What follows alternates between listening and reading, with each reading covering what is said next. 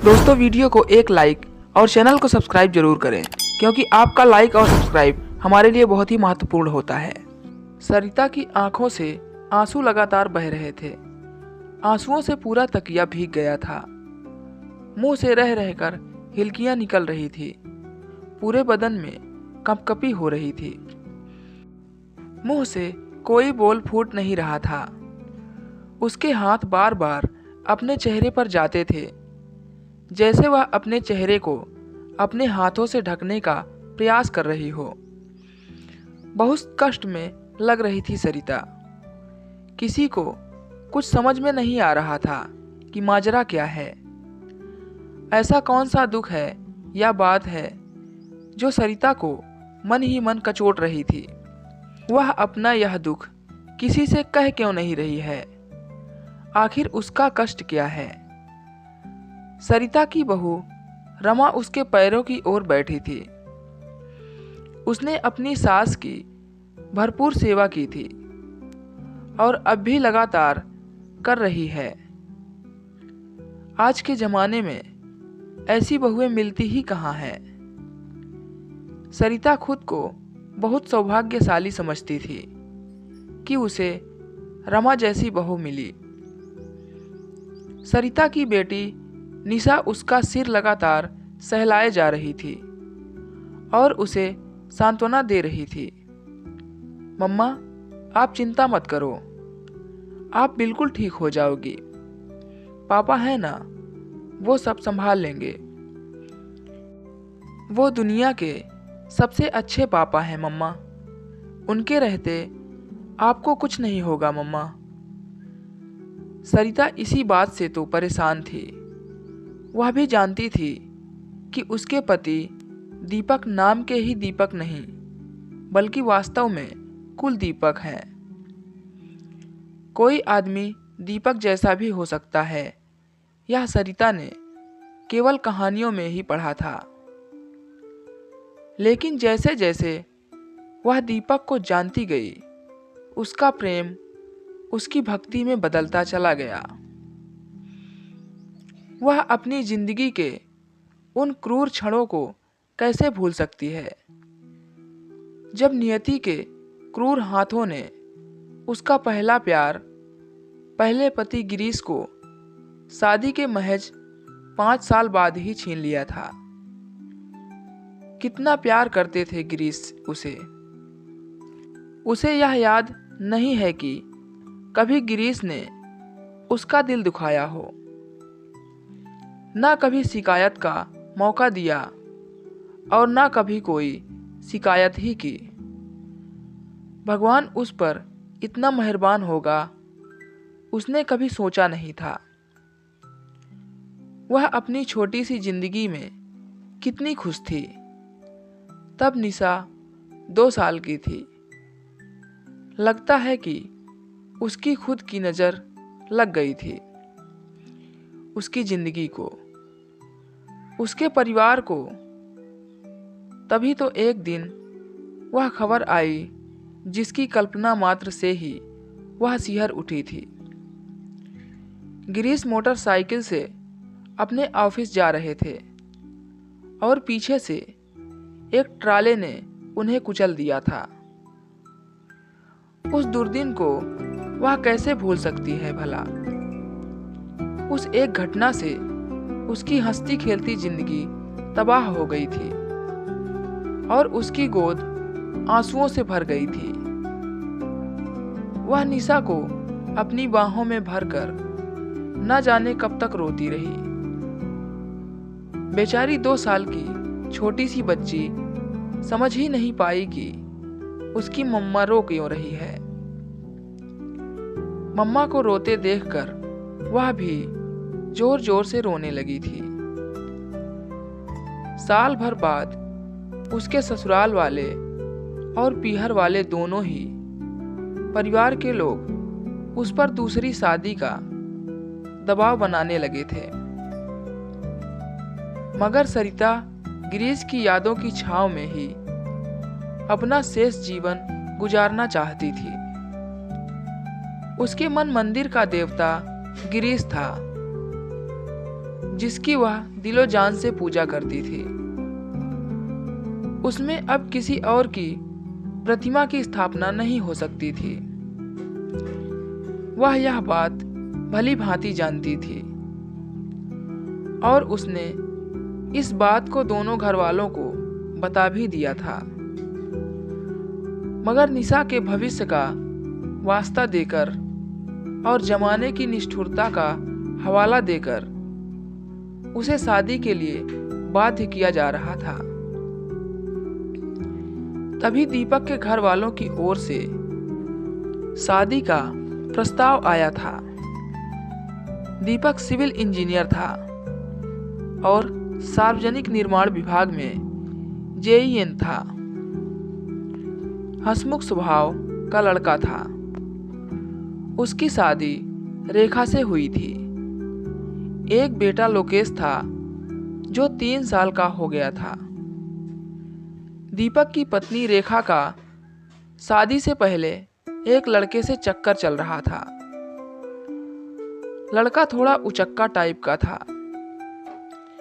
रेखा जिद पर अड़ी रही कि वह उसी लड़के से शादी करेगी, मगर घर वाले उस बदमाश प्रवृत्ति के लड़के से शादी करके उसकी जिंदगी बर्बाद होते नहीं देखना चाहते थे। दीपक उनका जाना पहचाना था और उसकी शालीनता और उसके मधुर व्यवहार के कारण वह पूरे परिवार को पसंद था, मगर रेखा को नहीं। रेखा को शरीफ आदमी पसंद नहीं थे।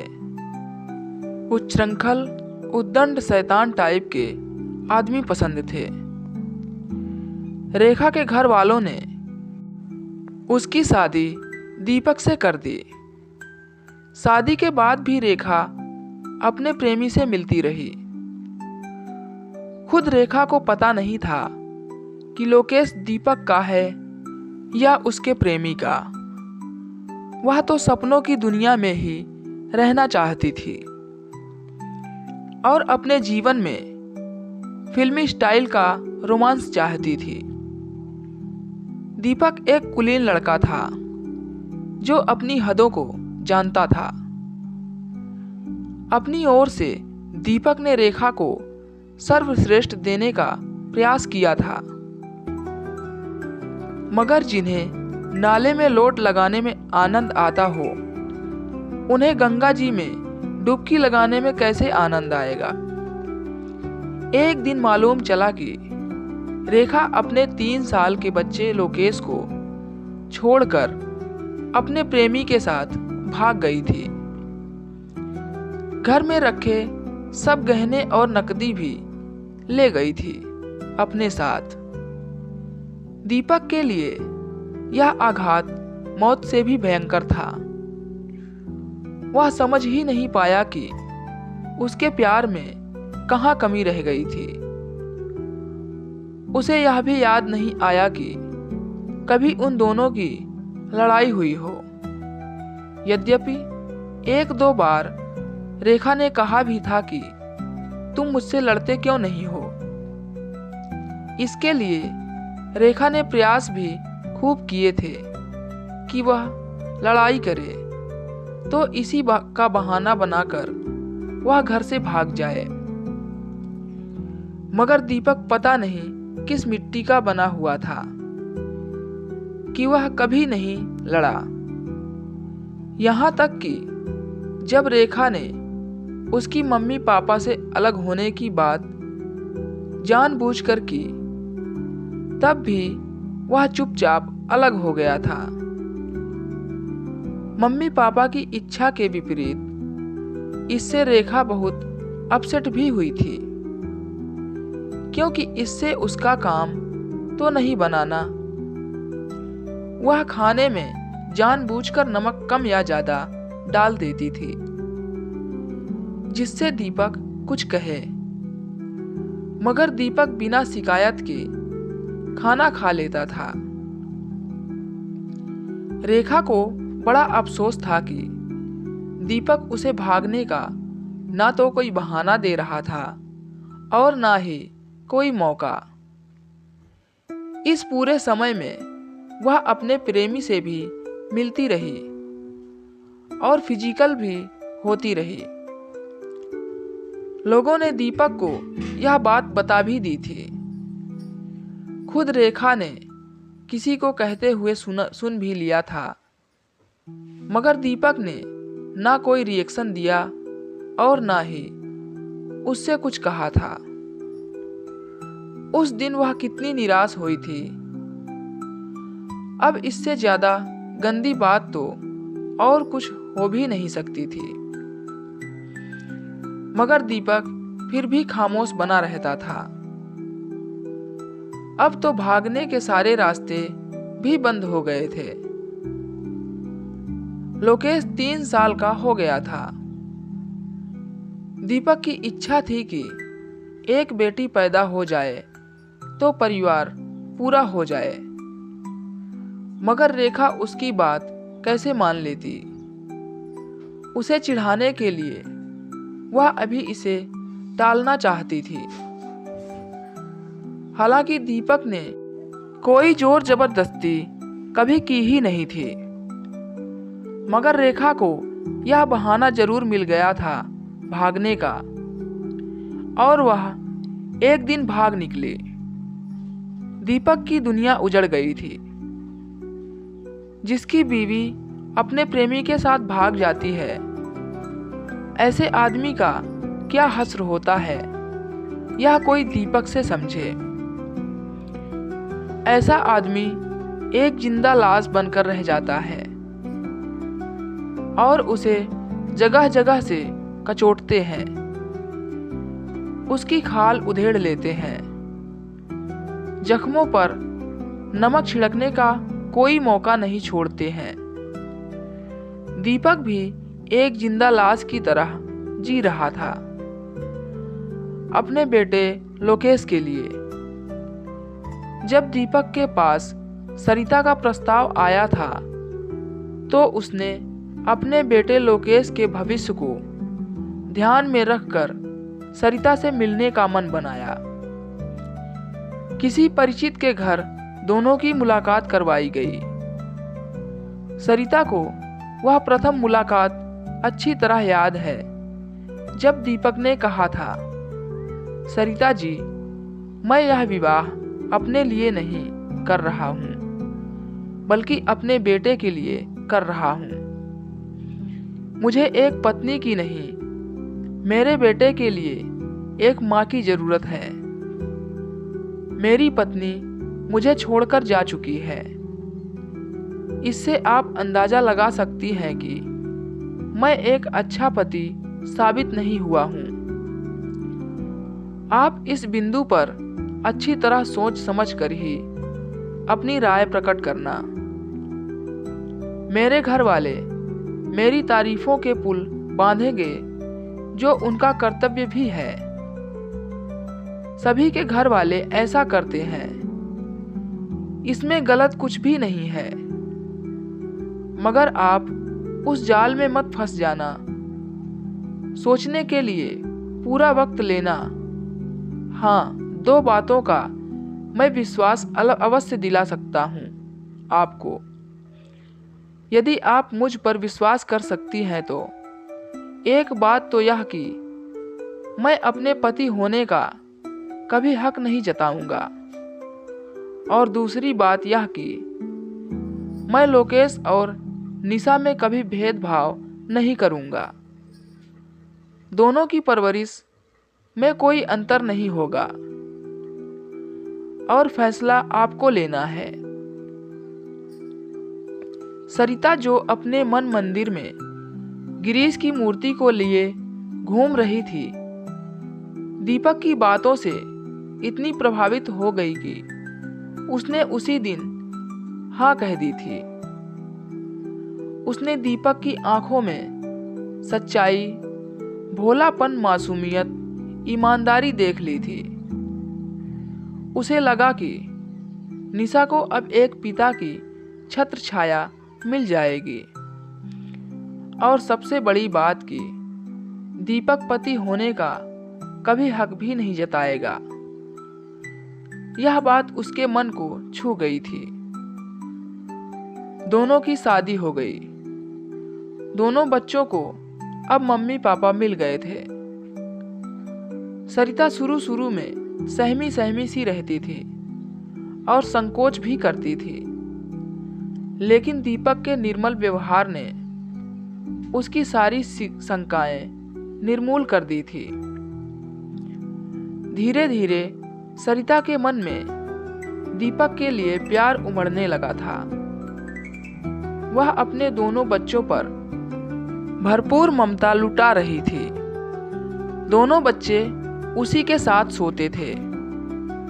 दोनों की शादी को 5 साल हो गए थे। एक दिन दीपक अपने कमरे में सोने के लिए गया तो वहां पर बिस्तर लगा नहीं देखकर उसका माथा ठनका। भूल गई होगी, यह सोचकर वह खुद ही बिस्तर लगाने लगा। सरिता पीछे ही खड़ी हुई थी, लपक कर सामने आई और उसके हाथ से बिस्तर छीनकर बोली, आज से आप यहाँ नहीं सोएंगे। अब इस कमरे में लोकेश और निशा सोएंगे। देखते नहीं कितने बड़े हो गए हैं ये दोनों। लोकेश 8 साल के और निशा 7 साल की हो गई है। अब वे दोनों अलग सो सकते हैं। अचानक दीपक को लगा कि यह बात उसके दिमाग में क्यों नहीं आई। सरिता कितना ध्यान रखती है लोकेश का। ऐसा कहीं से भी नहीं लगता है कि सरिता लोकेश की सौतेली माँ है। पहले तो वह भी शंकित था एक सौतेली माँ को घर में लाकर, मगर जिस तरह से सरिता ने लोकेश को अपने बेटे से भी बढ़कर प्यार दिया तो उसका सारा डर जाता रहा। वह भी निशा को अपनी बेटी की तरह ही प्यार करता था। दोनों बच्चे भाई बहन की तरह हिल मिल कर रहते थे। अरे हाँ, मैं तो भूल ही गया था। देखा कितना भुलक्कड़ हो गया हूँ आजकल। ठीक है, दोनों बच्चे इस कमरे में सो जाएंगे और मैं अपना बिस्तर बाहर बरामदे में लगा लेता हूँ। और वह अपना बिस्तर बाहर ले जाने लगा। सरिता उसके सामने इस तरह खड़ी हो गई कि वह चाह कर भी बाहर नहीं जा सकता था। दीपक की आंखों में सीधे झांकते हुए सरिता बोली, आपने हमें वचन दिया था कि आप कभी अपने पति होने का हक नहीं जताएंगे, मगर हमने तो आपसे कभी वादा नहीं किया कि हम कभी पत्नी होने का हक छोड़ेंगे। और सरिता एक अर्थपूर्ण मुस्कान के साथ दीपक के गले लग गई। उस दिन वे दोनों मुकम्मल पति पत्नी बने थे। दिन बीतते रहे और बच्चे बड़े होते रहे। श्राद्ध पक्ष में सरिता गिरीश का श्राद्ध रखती थी। दीपक ने ना तो कभी ऐतराज जताया और ना कभी गिरीश के लिए कुछ अपशब्द कहे, बल्कि जब भी उसे गिरीश के बारे में कहीं से कुछ सुनने को मिलता था तो वह उसकी प्रशंसा में 4 चांद लगाकर ही बोलता था। सरिता के दिल में बैठी गिरीश की मूर्ति अब हिलने लगी थी। एक दिन वह आईने के सामने आई तो उसे महसूस हुआ कि उसके दिल में कोई दूसरी मूर्ति बैठी हुई है। उसने ध्यान से देखा तो पता चला कि यह तो दीपक की मूर्ति है। उसे अपने आप पर बड़ी ग्लानि हुई। जिस मूर्ति को वह इतने वर्षों से संभालती आई थी वह टूट गई थी। अब वहां पर स्वतः एक दूसरी मूर्ति विराजमान हो गई थी और उसे पता भी नहीं चला। वह अपने पहले प्यार को कैसे भुला सकती थी? वह तो उसकी जान था, संबल था, विश्वास था। क्या वह झूठा था? उसके दिल से आवाज आई, नहीं, वह प्यार सच्चा था, निश्चल था, सपने जैसा था। मगर दीपक का प्यार अलौकिक है। गिरीश का प्यार डल झील की तरह था, तो दीपक का प्यार हिंद महासागर की तरह है। और इसमें कुछ भी अस्वाभाविक नहीं है। वह है ही ऐसा कि उससे हर किसी को प्यार हो जाए। रेखा कितनी मूर्ख लड़की थी जो सूरज को छोड़कर एक जुगनू के पीछे पीछे भाग रही थी। मगर जो भी होता है अच्छे के लिए ही होता है। अगर रेखा नहीं भागती तो क्या यह पारस उसके हाथ लगता? आज जब सरिता अपने जीवन की अंतिम सांसें गिन रही है, डॉक्टर ने उसे ब्लड कैंसर बता दिया है और उसे बस चंद दिनों की मेहमान घोषित कर दिया है, तो वह आज अपने आराध्य श्री कृष्ण भगवान से वरदान मांग रही थी कि अगले जन्म में उसे पति फिर से मिले। मगर वह निश्चय नहीं कर पा रही थी कि कौन सा पति मिले, गिरीश या दीपक, और इसीलिए वह उद्विग्न थी, आंसुओं में डूबी हुई थी, दुविधाग्रस्त थी। तय नहीं कर पा रही थी कि वह किसे ज्यादा चाहती है, गिरीश की या दीपक को। इसीलिए वह लगातार रोए जा रही थी। तभी दीपक आया और उसका सिर अपनी गोद में रखकर बोला, ये क्या हाल बना लिया है सरिता तुमने? ऊपर से जब गिरीश जी तुम्हें इस हाल में देखेंगे तो क्या सोचेंगे?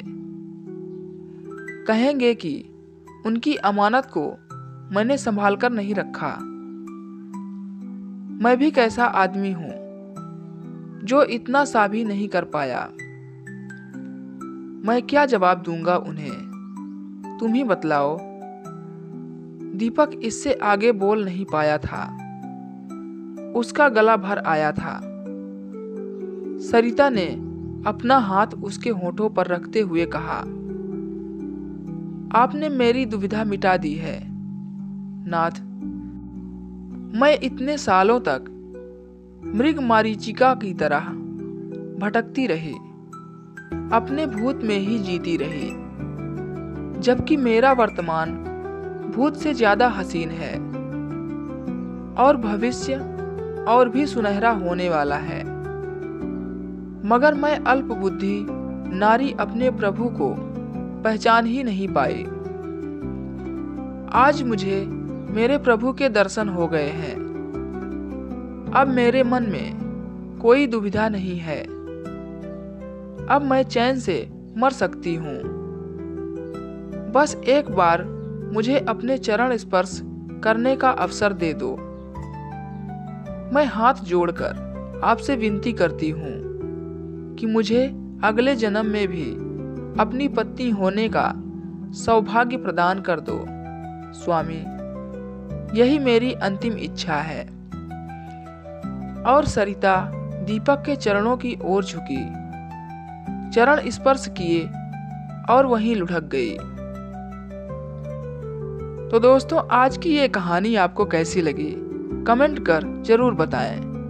कहानी पसंद आई तो वीडियो को एक लाइक जरूर करें और हमारे चैनल पे नए हैं तो हमारे चैनल को सब्सक्राइब जरूर करें। तो मिलते हैं अगले वीडियो में एक और नई मज़ेदार कहानी के साथ। तब तक के लिए goodbye and thank you.